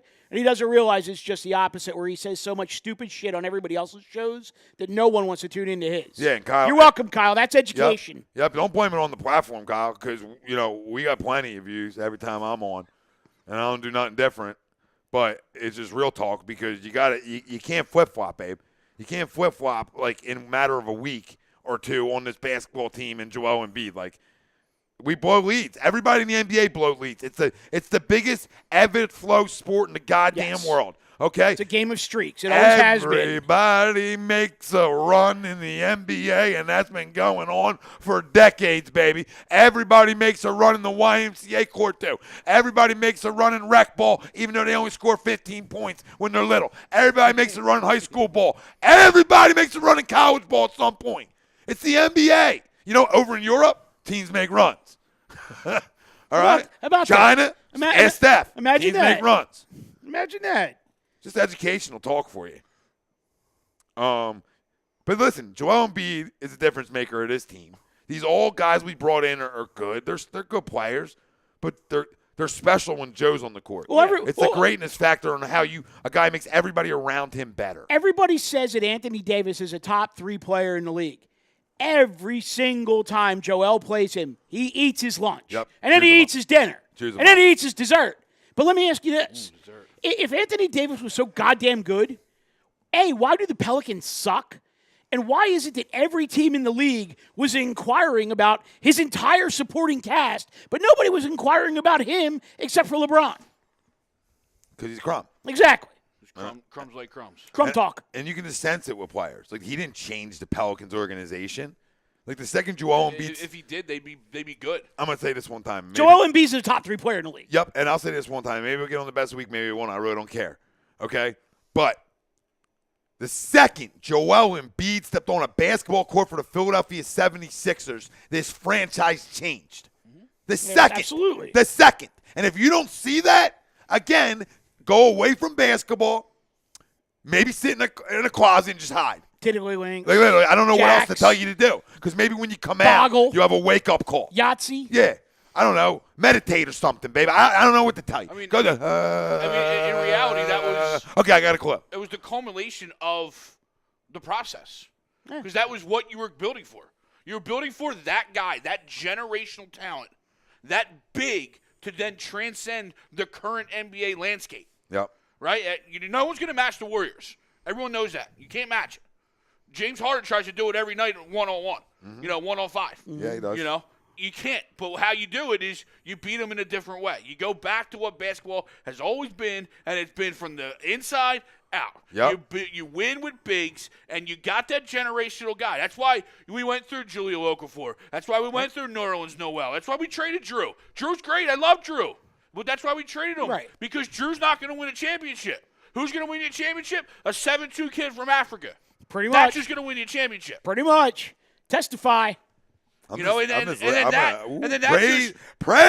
that just transcends into now we got a 7-foot guy playing point guard who's just as generational. Sure, he's got his flaws, but hey, he's working through them right now. 22. What did I say to you during the commercial?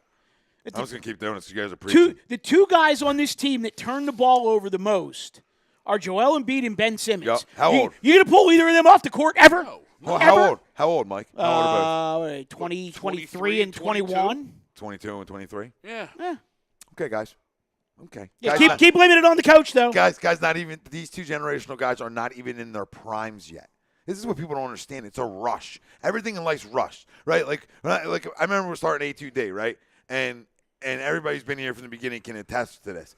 Everybody thinks it's a sprint with everything in life. It's a sprint. I got to sprint. Everything's got to be quick. Everything's got to happen now. Everything's a fucking marathon, babe. Everything's a marathon, right? And when you're talking about young kids and developing kids, that's a marathon. It's not, okay, we draft them, we're NBA champs. It's, or in 2 years, we're NBA champs. It's time. It's time to learn the game. It's time to get better, which both have, and you got to allow that time. Just because Tobias and Jimmy are here, right, and it doesn't mean it has to be rushed. It doesn't mean this whole thing has to be rushed, that we have to win the NBA Finals. Do I believe with Joel we have a legitimate chance of getting there? Absolutely. Okay? But it doesn't mean that we have to. And I don't care how the rest of this season plays out.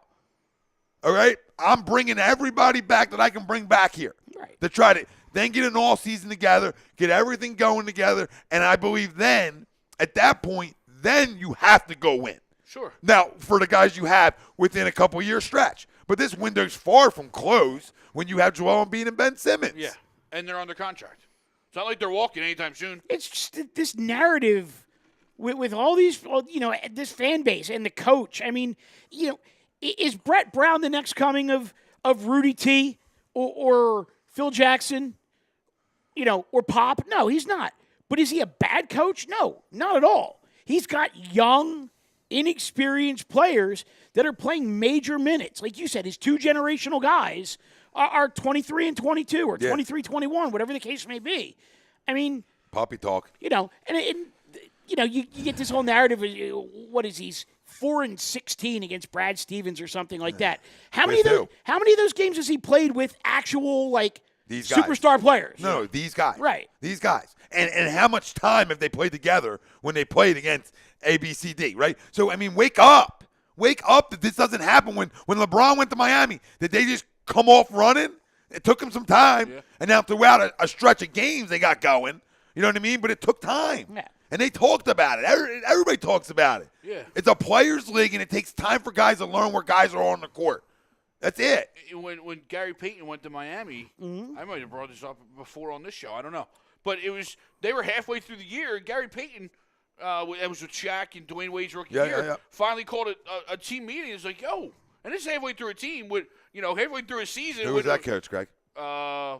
This is Pat Riley. I know. Go ahead, baby. Yeah, Hall of Famer. I'm just saying. Why is he a Hall of Famer? I think Pat's smart, but why is he Hall of Famer? Because he had great guys around him. Who did he coach, Kyle? Who the fuck did he coach? Who did he coach?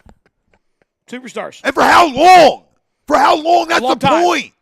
Stretches. Was Mike, Scotty, as soon as they started playing together, winning championships? Yeah. The second they started?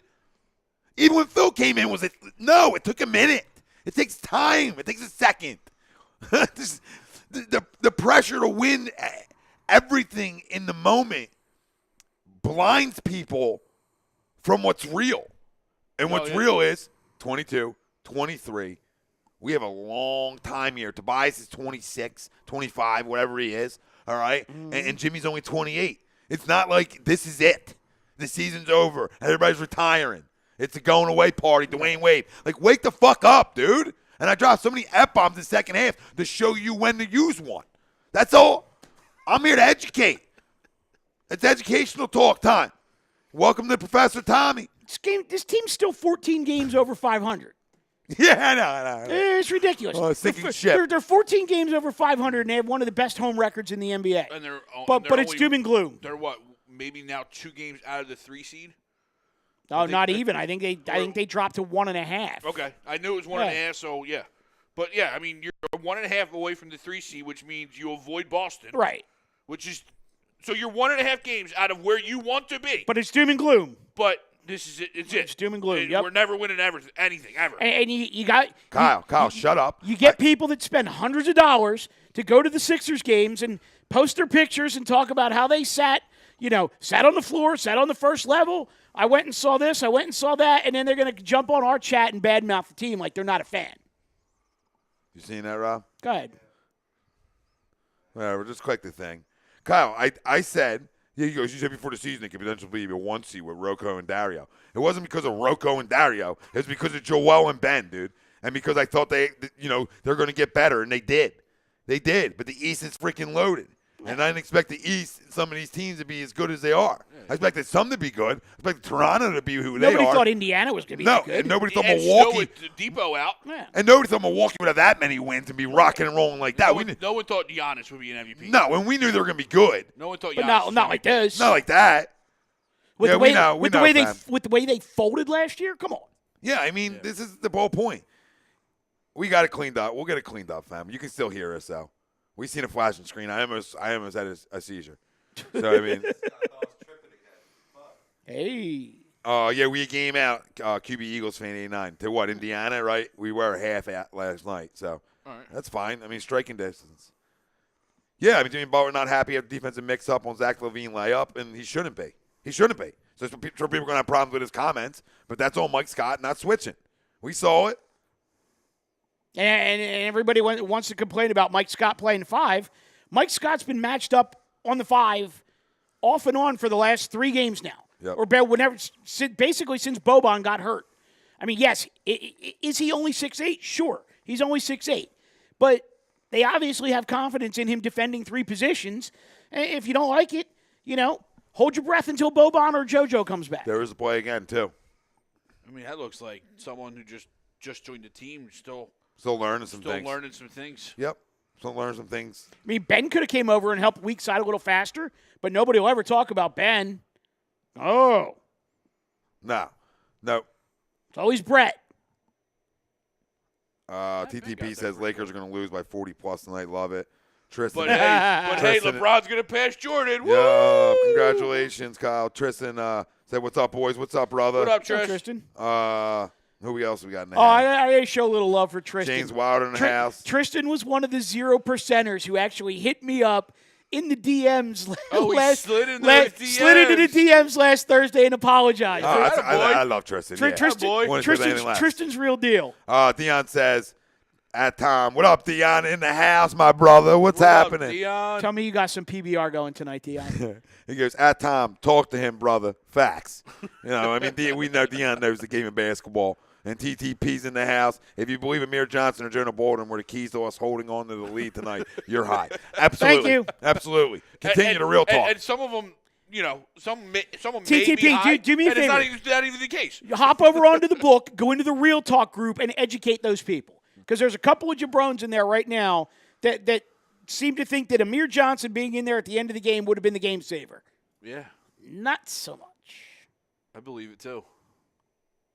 Yeah, Bulls are better, Bill Motorbrook says. They're better than they were. I mean, you don't want to lose to the Bulls, but shit happens. But when LaVine drops 40 on you. What are you going to do? What are you going to do? That's Brett. Brett's got to get palms up. Brett's got to smack the court. I'm asking you guys. I'm asking you. Let's be real. I'm asking you. I mean, that's probably a combination of probably Jimmy, Ben at some point, right? Jimmy, Ben, Tobias. Yeah. JJ at certain points. I mean, those are all those guys that led up to 40 points. Well, and the bottom line is this. If Joel plays this game, they win by 20. Yeah. Yep. Because he completely shuts down Lopez, and there's no way Lopez can stop him. Yeah, Lopez would have been on a milk carton tonight. All right? I mean, it's just real talk, real facts, and I just can't stand when people just emotions get in the way of what's real and factual. That's all that happens here. That's what happens. And I believe that's happened to Kyle way too much. It's emotion-driven. He said, yeah, we're 14 games over, but we're going nowhere fast. Wake up. Nowhere fast. I mean, that's how you feel about 22 and 23-year-old kids, brother. Time's yours on Saturday to get it all off your chest. This is also the same guy who said the Sixers are going to have a down year yet win more games. Yeah, whatever. You can't make shit up. Kyle, I love you. You know, he says he hates me. I don't know why. I'm just teaching you. And you want to hate the professor? You know, wax on here. Wax on, wax off, I mean. That's all we're doing here. All right? That's what you should be doing, listening to me. Right? You should be waxing and talking and saying, now I'm getting smarter. I'm getting smarter. Look at it. Yeah, Mike Carr chimed in. He said they had no answer for Lopez on the glass. He dominated. Levine did whatever he wanted to offensively. But again, that's on Brett. What happened in Portland when we got out offensive rebound by 19, right, or 18 offensive rebound with Boban, with a 7-2 guy, right, without Joel Embiid? I said to you guys that never will happen in the history of Joel Embiid on the court. We've never got out of offensive rebound by that much, or even close to that, right? Yep, or even close to that. Never have. So that's how you got to look at it. You know, you take him out of your lineup, it's huge. Like I don't think I noticed he was on the bench in uniform last night, or at least in warm-ups. Oh, Is he Joe? close? He was close, but then I don't know. I think they were waiting for a bad loss. Right. He's probably gonna play against Houston Friday night now. Yeah, You know, I think, wouldn't surprise me. I think they were taking it easy on it and saying, Because okay, we have an easier I wasn't stretch. seeing things. He was in uniform, Yeah, or at least in warm-ups. He was in warm-ups, and he was and warming on the up bench yesterday. Right? Yes, yesterday he was Right. warming up pregame. Yeah. He was just testing it out a little bit, but I really feel like they were waiting for that loss, and here it is. Yeah. And now he'll play Friday night. That's how I believe it, or And at that's least on the road, Saturday. right? Yeah, or at least Yeah. Saturday. He'll play Friday or Saturday. Yeah, I think probably Yeah, play Friday night they're at Houston. Yeah, and where are they at? Saturday. Dallas maybe. I'll check. Hold Yeah, on. something like that. But so I believe that they said that he had a little setback. Okay. Now I don't know what that means. Yeah, I'm a little worried. The setback's never exciting. No. Oh, I don't care. You can leave the AM and the PM up. Doesn't matter. People can hear us. Old school, babe. This is old school style. Yeah, it's Google Hangout style back in the day. Oh, actually, they are. Burlington talk. They're off Saturday. They're back here Sunday against Indy. Indy. And that's the team you want because Yep. that's the one that you're trying to get the third seed on. You got to beat them. So I believe he'll play either Friday or Sunday at the worst. But then they go to Houston Friday, then they come home next week, three in a row at home, Indy, Cleveland, and Sacramento. They just need to win all three of them. They'll be fine. And there will be a big contingent of A2D folks there on Friday. That Sacra-Tomato game? For Sacramento. Sac-a-tomato? Oh, I got to get that out. Nice. Well done. Yeah, I didn't even eat that, and I got something sitting. Oh, something in here. I'm not sure what it is. You know what I mean? You all right? No, I'm you got a little agita? No, I'm sorry. Just to clear it out. But, yeah, I mean, listen, nobody likes losing, man. I fucking despise losing, but it happens. And it's a bad loss, but we're out our best player. So let's just see how it all plays out before we overreact. And even when it does play out, let's not overreact. Let's look at how players played. You know, if there's key moments where we believe Brett could have did a better job, then we'll discuss that. But overall, it's a players' league, boys. That's all I got. Yeah. I'm good with that. Before we roll out of here in a second. No. You got anything else? I mean, it's exciting times here in Philly. I know it's not for you, Cobb, but we got Bryce Harper, and we're a loaded lineup, and I will see anybody in baseball line up the lineup. Yeah. You know, and I know there's studs out there over in the AL East that can hit the covers off balls. I'm dying. But I'll go for I'm dying for the Phillies to get off to like a 42-10 start, and Kyle's pinstripe suddenly change from blue to red. Oh, circle back talk. Uh-oh. Circle back talk. James Harden step back talk.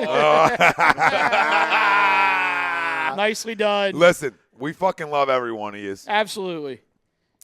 What else do I have? I gotta get Even when we get fired up. Yep, and even when we I didn't even hate at you. 90% of you tonight. Yeah, that's great. Progress. And I just yell at people to try to wake them up. I'm here to wake you. I'm like your morning cup of coffee. Like a wake and bake. Yeah, or your wake and bake in Or the wake morning. and bake. Tom, Mike, I got to go to the goddamn dentist tomorrow. AM. in the PM. I don't have to go to the dentist. Oh, I'm despising it. They're going to get the needle and everything numbs, and that's fine, but then it hurts. Go live. And should I? Yes. Well, how do I Yes. talk, though, as they're going? Just go live. Just Just hold it hold up. I need Just hold cards. it up. I should get cards. It can't be any worse than the cortisone shot I took I to the should, heel. I should get I'll Brett put it to you this way. I'm playing on the DL. Brown. Haters IR now, actually. are clueless. You know what I mean? It's like index cards. And just Nice. keep flashing. Maybe I'll do that. Just go live and have the doctor just chill it on his tray, and just film you live. I don't know what it does for people, but maybe. Tobias, 5 of 13 tonight, but that's on Brett too. Yep, not good enough. Let's go. Thank you, Gibson Mayer LLC, our certified public accountant. Make them yours. Find them on the web, gibsonmayer.com. Shows all week. We have a new show Saturday after Kyle's show that starts at 1 o'clock. At 4 o'clock, Jake. We have the little Jake Friel and Tyra Weston, I believe. The new show, the weekly roundup. Will be a good one. 4 o'clock. I'll be in the producer's chair. That's back-to-back nights for me in the chair. Oh. And you're going to the dentist chair? You got a lot of chairs. I got a lot of chairs. Chair talk. Chair talk. We fucking love you. We got Harper. We got great teams in Philly. I'll see you all on Broad soon. We'll be back. Peace. Later.